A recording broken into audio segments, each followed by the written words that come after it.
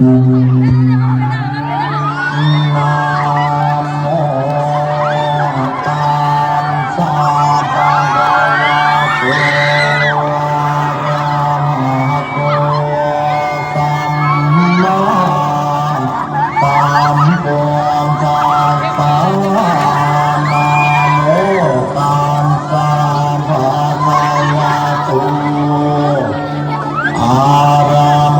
สียงเสียให้ช่วยหน่อยเลย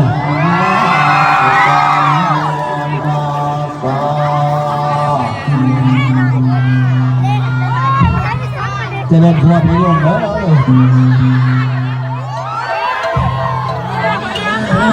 ไม่อยากบวชนะ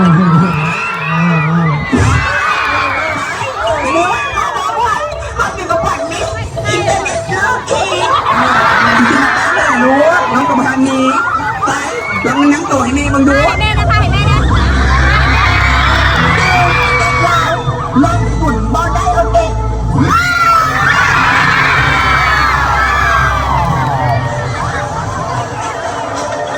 ไม่ได้เรียนรู้เขาไปบวชในพรรษาแล้วแม่จะส่งลูกไปประกวด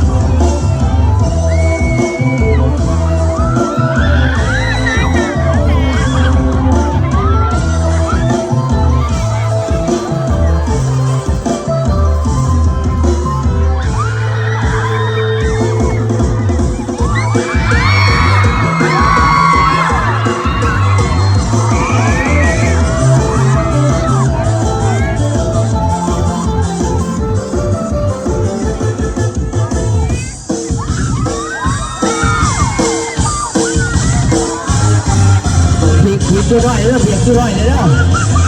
เพียงช่วยหน่อยเด้อ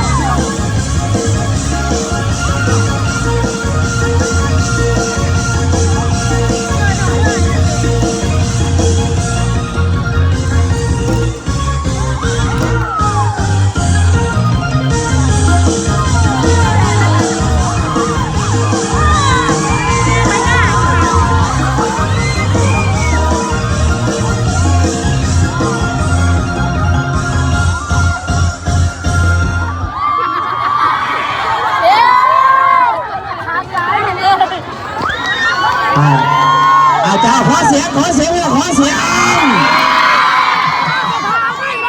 โอ้รับกระดาษกระดิ่ง